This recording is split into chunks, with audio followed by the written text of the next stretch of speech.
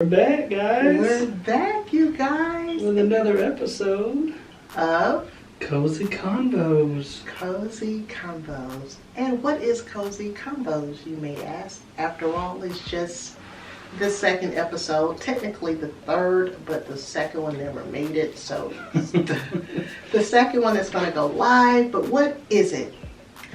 It is a cozy, safe place where we talk cozily and candidly all things marriage, all things love, all things happiness, all things wifehood, all things fatherhood.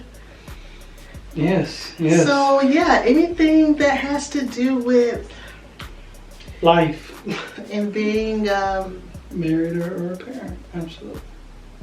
This is what that is. We give our take and try to motivate, mold, but give our take on our experiences. So exactly. Yeah.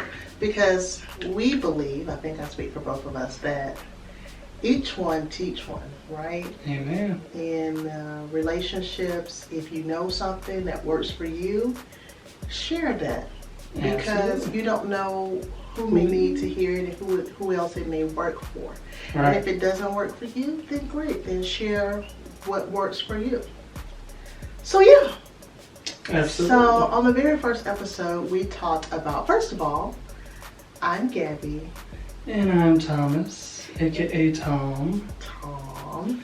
And for those of you who do not know, we are high school sweethearts. We've been together since the age 17. Yes. We've been married since we were 22 and 23.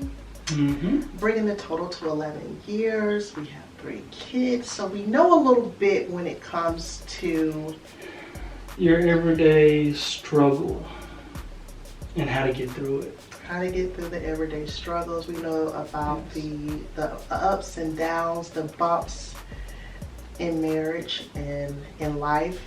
So if something happens in your life, how it affects your marriage. We've been able to navigate through a lot of those things. Absolutely. So we created this space to share how we navigated it and what we learned along the way and what we're still learning. So yeah, we thank you guys for tuning in and listening to us. We have a little drinky drink. He don't know what his is. It's like a Henny-Nade, babe. Henny-Nade? Yeah, you were out of Coke, so it's lemonade, and I made it on the strong side. Cheers. Very strong. Cheers. But I need you to drink it so that you can talk more candidly. I will. Woo! But yeah. That's strong. I like how you're drinking water, though. No, it's not water. I don't want to say the name because it's not sponsored, but it's not water. You know what I drink. Look at the bubbles. Okay. It looks like water. I'll I'll take your word for it. So yeah, I'm not drinking water, but I wasn't going to put the container, whether it be a can or a bottle here, because listen, okay. no one's now. paying for this yet. What flavor? Mango. Oh, okay. Okay. I didn't know it was that clear. So yeah. So on today's episode, you guys, let's get right into it because we don't want to take up too much of your time. Yes. But in today's episode, we're going to talk about what we would have told our younger selves. What advice we would give to young 22-year-old Gabby that is looking at this handsome man with these plump lips at the altar on this beautiful beach. What I wish I would have known then. What advice I would give to that young girl. Same for Tom. You know, as he's looking at this chocolate bunny and a 23-year-old man looking across from her, what would he do? The words out. That's what he used to call me all the time. He hasn't called me that in a while. I don't know what's up with that, but You were always my chocolate bunny. oh, okay. I'm just checking because I ain't heard it in a while since I had these kids, child. But anyway, so yeah, what advice he would give young Tom heading into marriage? And this is advice that can help someone that's about to get married. Now. Absolutely. Or marriage in the future. Or you're married but you didn't realize that, hey, this is relatable as fuck. So to Maybe your I should have situation. moved this earlier. Yeah. So yeah. Absolutely. Do you want to go first, or you want me to go first? You want to ping pong it? You want to do all 5? And do all Okay. 5? What do you think is best? Ping ponging? Yeah, that's fine. Okay. Okay, so so the first one on my list, I put, it's okay to make mistakes because no one's perfect. Life is all about experiences, but you have to piggyback off the other person to go through whatever error or whatever that is. Open lines of communication is, I guess, a more concise way of saying it. I'm by no means perfect. Mm-hmm. I would love to say I'm perfect. I would love to say you're perfect, even though you are. But we all know nobody is perfect. We all have our flaws. And I think a lot of times, especially newer marriage couples, sometimes these flaws are not so much exposed until you get married or until you move in with someone. And those flaws become known, and then there's an eruption. But you just got to remember just to talk it out. You know, okay, this is it bothers me so much, but what can we do? So basically, you're saying when the things that your partner or your spouse does that irritates you, when those things are revealed, right? That realize that your spouse is not perfect. Is it? I mean, I'm sure there's more than one, but putting things back where I got it. Exactly. That bothers me so much, but at the same time, I'm not gonna. I know that's just you, so I'm not gonna. You know, I've been. I still struggle with that sometimes. Okay. Yeah. I mean, not as bad as you used to. Okay. But you know, that's just you, and I've learned to accept that. And I'm not gonna poke you every time you do it. Hey, you need to do this because you're not a child. That's just your personality. That's just you. You know, and I think if it was something on a much larger, grander scale that could make or break a relationship, that's when I feel like you just need to talk that out. So yeah, talk. So one of the things I would learn or tell young Gabby is to learn to talk to you, but not at you. Which I was. Was that one of yours? No, but okay, because you never really had that problem, but I struggled with that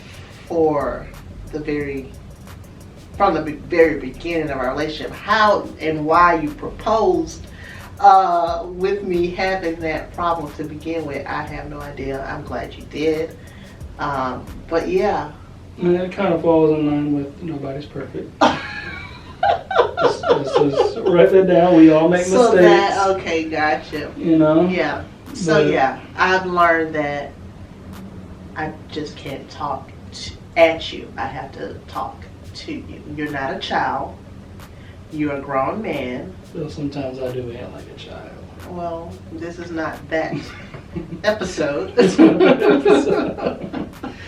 But yeah, and I think since I've learned how crucial that is in our marriage, right, it's been more, even and just pleasant. Mm-hmm. Absolutely. Okay, what do you got next? Absolutely. And by the way, I appreciate that. You're so over the years, you have gotten so much better for doing that. One thing I would love to tell us, money is not everything. Yes. True happiness comes from the family and the memories that you make in your family. And the reason why I say that, starting out, I was so focused on work. I need to do this, I need to do this, I need to do this. And I feel like for once in my life, I really kind of just put work in the back seat and focus on the family.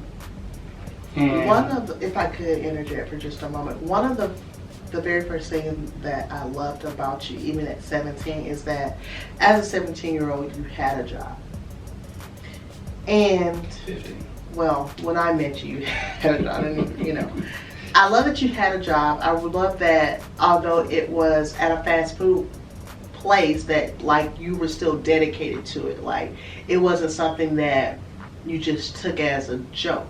So I knew then, even as a 17-year-old, that those are qualities that I would want in a husband. Because if you approach this minimum wage, fast food job like that, then you would actual career, right? So that was one of the things that attracted me to you, and your work ethic in itself, like always working. Like you were always, once you get one position, you was always working towards another position. When we got married and had Madison, the biggest thing that came about from that was you realizing that, yeah, moving up is important, but also making sure that you don't miss these little moments is even more important. Right. And it took you a few years to realize that, with some misfortunes that happened related to work, right? Where you learned that, hey, you're just another person. These people really don't care about you like that. You're here today, and if for any reason you were to die tomorrow, because he actually had someone in one job where actually both jobs. Well, two of them, but the one I think where it really hit home with you was the last one, where this man was traveling back and forth, miles to work every day, being away from his family so much. And Thomas had already did that at one point in our marriage as well, where you were Several driving times. over an hour every day one way.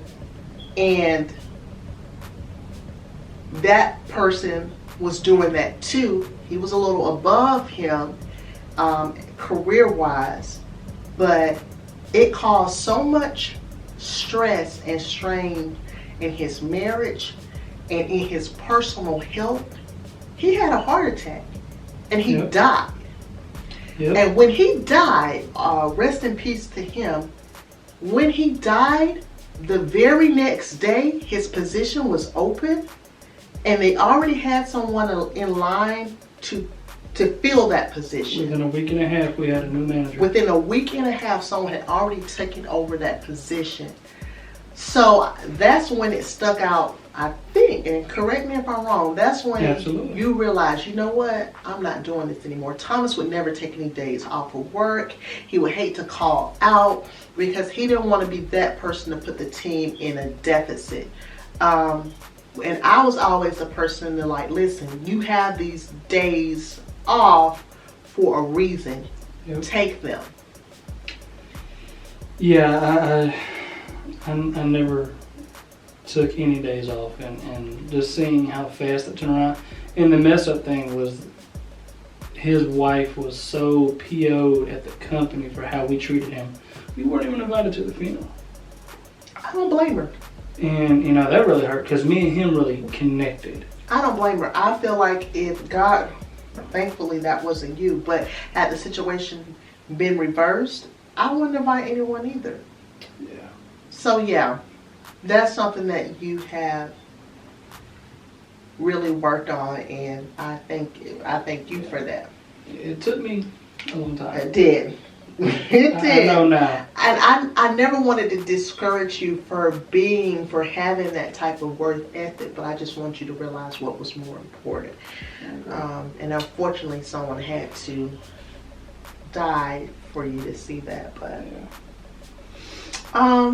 was that all you have for your second? Yeah. Okay. My second thing I would tell young Gabby, and I encourage any newlyweds or soon to be newlyweds, focus on the things that matter. Do not sweat the small stuff.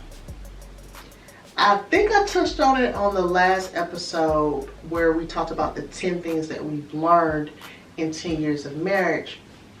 I touched on this, but I just want to dive a little deeper. I'm an Aries, first of all, so I'm stubborn by nature, okay? I'm very stubborn, and unfortunately, I also inherited from my dad a sense of principle, quote unquote, right? Where it's not what you did and what happened, it's what you did and what could have happened, right? So if you snatch this drink from me and nothing, it doesn't spill, that wouldn't, the old Gabby, that wouldn't be satisfactory enough, like, but it could have spilled. Right. It was the principle of you snatching this drink from me. Would'ves and could'ves. Right. I would get so hung up in the woulda, coulda, and what you shoulda done that I didn't see the bigger picture. Right? So I would encourage all younger people or people just getting married anyway, not to sweat the small stuff. It's going to be so many things that happens that are going to really test not your faith. It's going to test your love. It's going to test your commitment to one another. Those are the things that you need to focus on. Small Absolutely. things, small little incidental things. Oh, you forgot to pay such and such bill. Now we have a late fee. It doesn't matter. That's small. Don't sweat the small stuff. Oh, I told you to stop by the store. I asked you to stop by the store to get a loaf of bread on your way home. You came home, there's no bread. That's small stuff. Don't sweat the small stuff. Focus on what truly matters, because that is where all your energy is needed to be to get through those things. Absolutely. And if you have made up all these little tick marks of all the little, oh, you did this, shoulda, coulda, wouldas, once you get to the big stuff, it's going to be like the straw that broke the camel's back. Absolutely. Because you got all these little stuff that has piled up that you've been holding in, that's bothered you. If you didn't even sweat it to begin with, you wouldn't have those piled up. Right. Don't sweat the small. Don't sweat it. Let me change that one too. Okay, my number 3. This is really big for me, and sometimes you do it, and that's just you, but I try my hardest not to. And it's never go to bed mad. Mm. And I guess it kind of falls in line with what the last one I said, and it kind of falls in line with the small stuff that you just said, because you do something nitpick or whatever to cause a little petty argument, but guess what? Tomorrow morning, that's not going to care. Right. Especially if, God forbid, somebody passes and they sleep. Yeah. Now you're stuck saying, the last thing I told him was to go F off, and you're so stupid because you can't remember this. So I don't care how mad you are at me, and you can probably agree with this. I don't care how bad of an argument we may have. I'm going to tell you I love you. I'm going to give you a hug and a kiss if you allow me. Yeah, you do that. I try to go in without getting You slapped. do that. You do that. I do not slap you. I'm just saying, without trying to get slapped. But, even if you tell someone to go sleep on the couch, I'm just speaking in general, you need to at least tell that person you love them. You need to at least tell that person. You're really, really good at that. I have to give you that. You're really, really good at that. And I appreciate that from you. You do it a lot of times, and I'm not receptive of it. Just leave me alone. Give me a minute. And I just want to tell you I love you. I just want to tell you. But I appreciate it. Even in that moment, even in that moment, I'm like, get the heck out of my face. Hey, at least I said it right. You said it right. So yeah. So that's never go to bed mad. And I guarantee you, men, if she's upset with you and you at least just tell her you love her and good night and still go sleep on the couch, she'll be happy with you in the morning.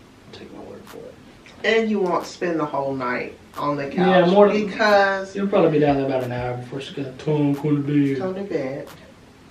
And then she'll probably show you, how she forgets you.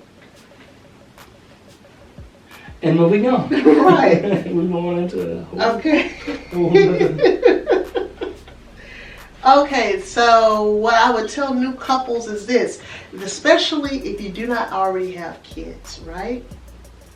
If you are a couple, you don't yet have children, I will tell you this. Having kids will change things. Oh, yeah, especially that first one. I'm not saying, listen, we have 3. We love them all individually. We love them collectively. I wouldn't take back none of them. Like, our lives are greatly enriched because of them. Absolutely. Like, I cannot imagine my life not being a mom. It has truly defined who I am. But what I would tell new couples, newlyweds, especially if I would say you've been together less than 2 years, don't rush on the kids. They will come. Eventually. Eventually. Get to know your spouse ladies, get to know your husband as your husband. Your husband is going to be a little bit different than your boyfriend. You're going to look at him different. Oh, yeah. It's harder to travel with kids. It's not as fun with kids because you just can't go to the pool and at the resort and get some drinks and get really toasted, make out, go back to the room, do what you do, and go to sleep. No, you have to make sure you can't get toasty because you have to make sure your kids around the water are safe. You have to make sure. When you get to the hotel room, you just have to be very quiet. Well, I wasn't gonna go all the way into that, very but quiet. you cannot never let your guard down when you're traveling with your kids. Absolutely. Because there's sick people out there, there's crazy people out there. Kids are kids. They will run off. They will do this. So you can never really truly, at least I haven't gotten to that point yet. We haven't in our parenthood where we could just really let our guard down on vacation. We're always in mommy mode or daddy mode. So enjoy that. Travel. Do all the things, right? Because when you do have kids, it just will be different. Not necessarily bad, but it's more responsibility and just different. So, kids will change things. That was my third. That was your third. Yeah. Okay. I spent the most talking about that because I meant that. You meant no. Okay. Well, my number 4 is never hit below the belt. Once something is said, sometimes that will never go away. So, especially if you're in an argument, and new married couples, new relationships, we never argue, we love each other. Trust me, you will have an argument, whether it's about the kids, whether it's about paying the bill that you forgot to pay, or not picking up the bread, or whatever. You'd be surprised of what arguments come from. But when those arguments happen, again, cognitive of what words come out of your mouth. You're so stupid. You're so ignorant. Da, da, da. Those things stick with you. And you really need to be mindful what you say, because stuff like that will pop up 20 years down the line. Learn from us. So if I were to ask you what was our biggest argument to date, I wonder if we have the same one. I don't know the first one that's going to come to mind. Well, I know the first one. I'm talking about the biggest one in our marriage. It was so stupid, you guys. It goes back to not sweating the small stuff. So he probably don't remember, so I'm going to tell you because we have a little time here. So And when we first got married, I was in the whole phase, he's gonna be the man, we're gonna let him be the man. So he needs to take care of all the finances, he needs to take care of all the bills. We've always had one joint account even before we got married. I wouldn't advise everyone to do that, but it's always worked for us.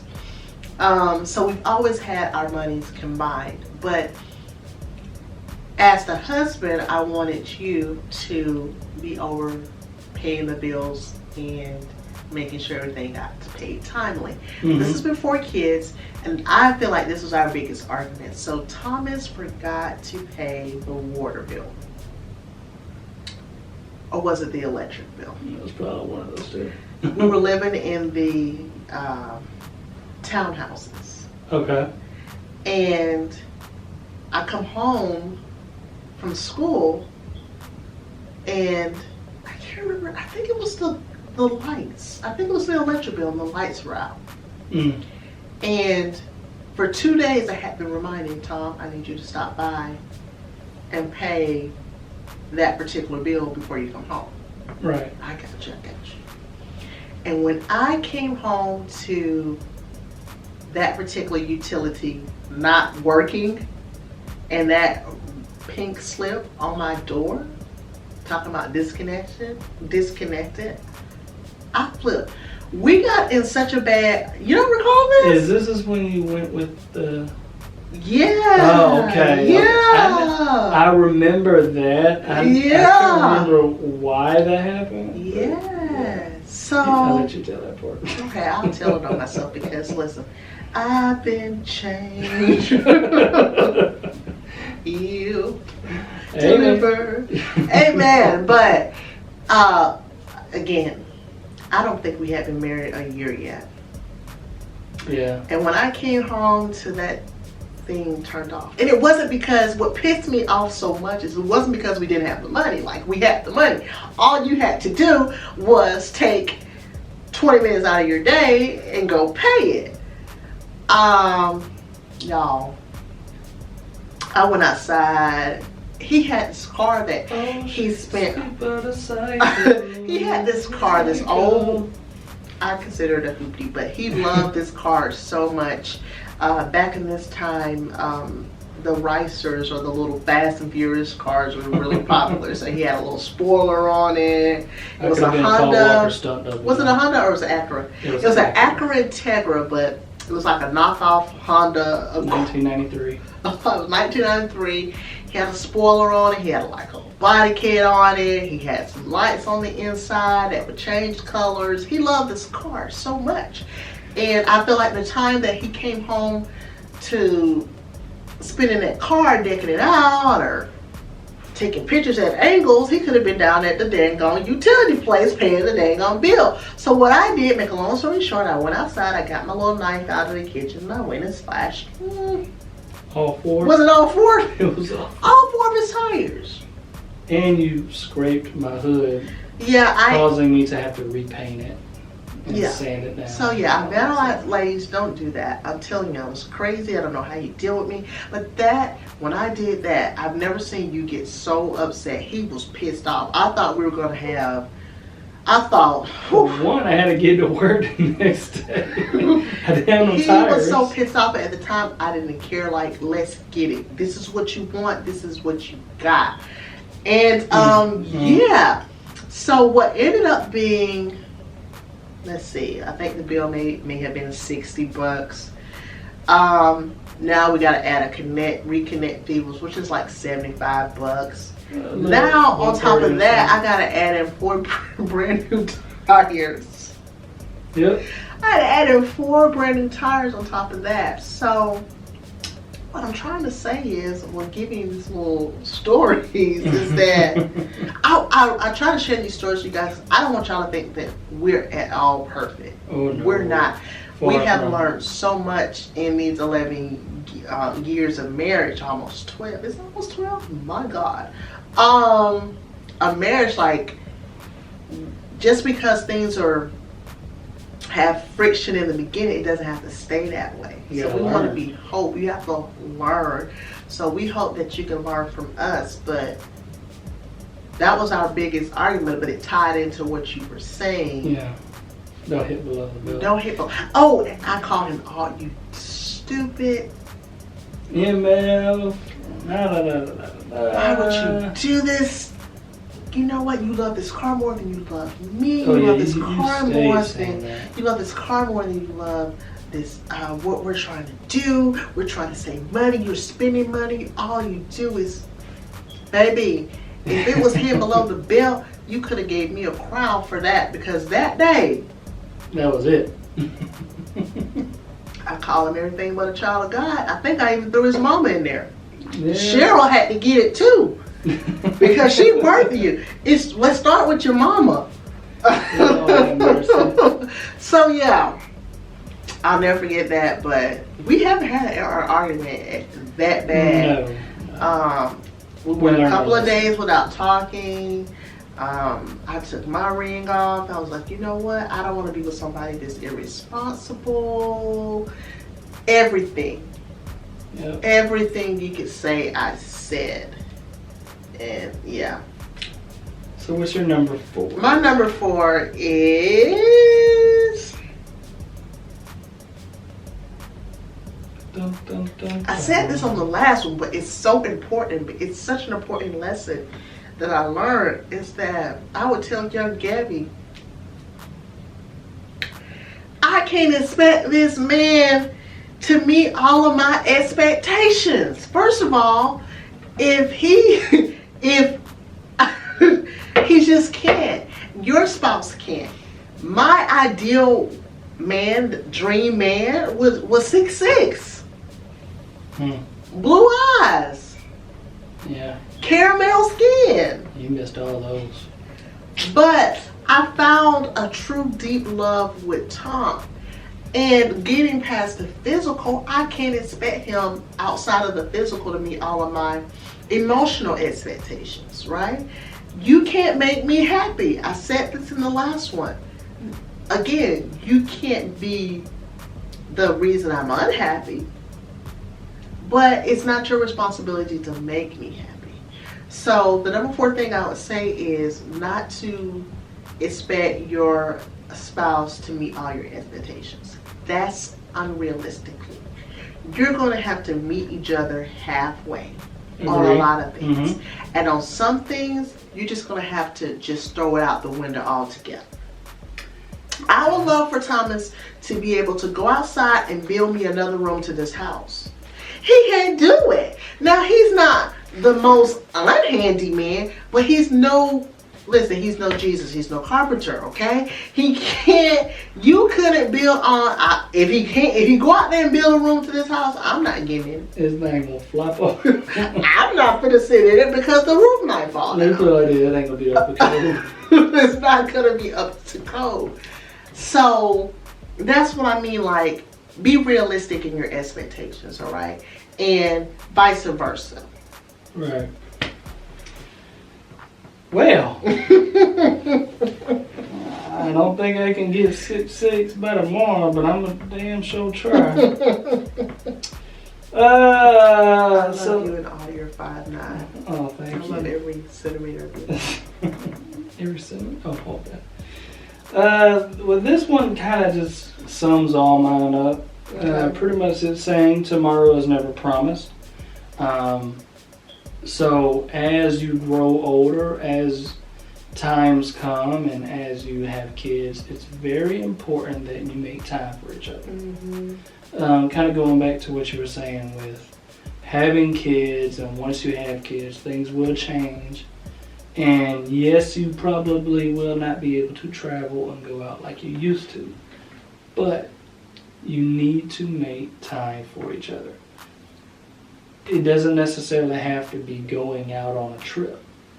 I mean, what we do, we put the kids to bed and we'll light a fire and we go outside and we have a drink and we just vibe and listen to music and chit chat. The other night we got nasty, I'm not gonna lie. The drink started hitting. I hope the neighbor that lives up from us, that can look down from us, if she was watching, for sure, wasn't looking, but yeah. But those small things are so key. Those little minutes, right? Yeah. Even, I'm not saying I can't put so we're much minute people, emphasis but on that. I'm just saying, like, just even if you take 30 minutes to take a bath together, or just whatever, you know, make time for each other. It's so rewarding. So rewarding and much needed. Your marriage will Blossom. blossom from it. Like, it's like water Yeah. to it. Oh, I can't agree more. That was good. It gave me a thumbs I up. wanted to have it, but you kind of fall Right. over there, so I don't want to mess something up. My last one would be to young Gabby, and I want to look in your eyes when I say this. Oh, Lord. Okay. I would tell young Gabby that you can trust that man. Let your guard down, sis. He's not here to hurt you. Like, this man loves you to no end, to no fault. He's not going to betray you. He's not going to belittle you. He's not going to backstab you. He just loves you. I don't know why he loves you the way that he does, but he do, and it's a blessing. Don't push him away. Don't try to scare him off. Don't test his love, because he just genuinely loves you for you. I do. I know you do, baby. I would tell young Gabby that because so much of my resistance in the beginning and my talking to you and not at you, talking at you and not to you, has so much to do with me having a guard up for the day you would change, for the day you would truly show me your true colors, for the time that you call me out my name, for the time that you may put your hands on me, for the time that you cheat on me. But what I lived and learned is that those times never came. You've never called me out of my name. You've never put your hands on me. You've never cheated on me. And my guard was up because of what I witnessed in my childhood, that if my mom went through those things, that it's just destined to happen to me. Right. So let me keep this guard up So you don't get hurt. so I don't get hurt as much. It's gonna hurt regardless, but so I don't get hurt as much. And let me show him that I'm not the one to mess with. Don't want to do that. Right? Never will, never have. That's what my resistance was about. But when I realized that that's just not you, and I was able to put those things down, I think our relationship just, went up. That's when that's why I'm not so feisty. That's the word I would say. I'm just feisty. I'm not feisty like that because I can truly trust you. You're tried and true. So, yeah. And going back to you seeing it in your childhood and kind of expecting that, I saw a lot of that in my childhood, so it kind of prepared me what not to do. And I really, growing up with you, with anybody who I've ever been with, I've always tried to make the right thing, what not to do, what not to say. And with you, it's an everyday thing of trying to keep you happy, keep you secure. And because I don't want to be like my childhood, unhappy and alone, when really all they had to do was just say the right thing, do the right thing, and just take care of each other. So I fight every day. I don't want to say I fight, but You make a I make it a priority to put my wife and kids first and never be selfish. And what? My last one I was going to throw in for a bonus. So you got Just a little bonus for thank you for listening to our podcast, Cozy Convos. What I would tell young Gabby is your selfish days are over. It's Absolutely. not about you, That's not sis. about you. You have to put people in front of you. Yes. And if you can't accept that, marriage either mature or it's going to go nowhere fast. Right. Eventually that is going to be a small Nobody issue. wants to continually be the one to give. Right. Marriage is give and take. A lot of people say it's 50-50. I don't agree with that. Hmm. I think a marriage, a successful one, right? And I think we can put ourselves in that category at this point, is one where each person gives 100%. Every day. Now, there's going to be times, and I just went through a weekend of a time where I couldn't give 100% because I didn't have 100% to give.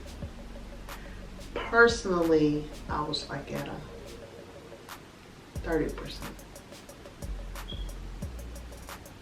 But I'm trying not to get teary-eyed right now. Because at a time where I was really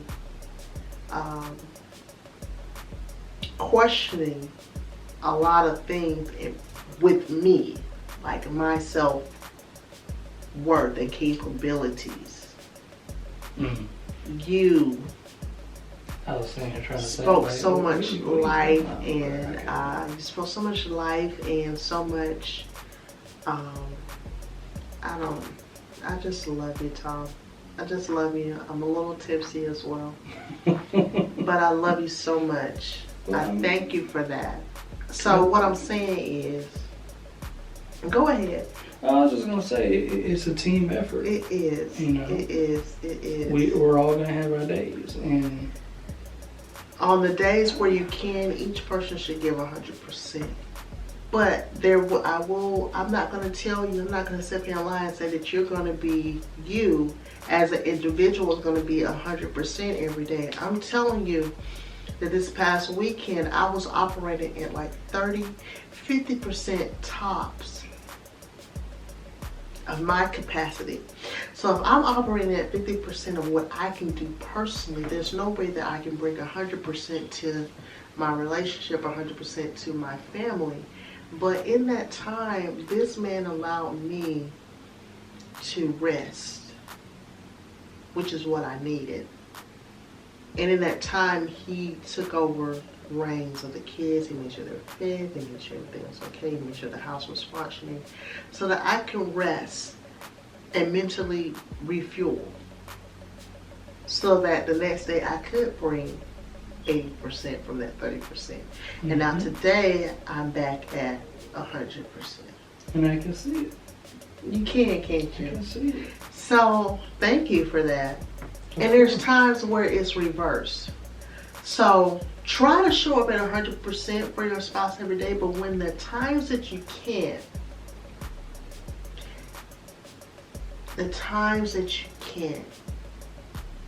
your spouse should be able to make up the differences.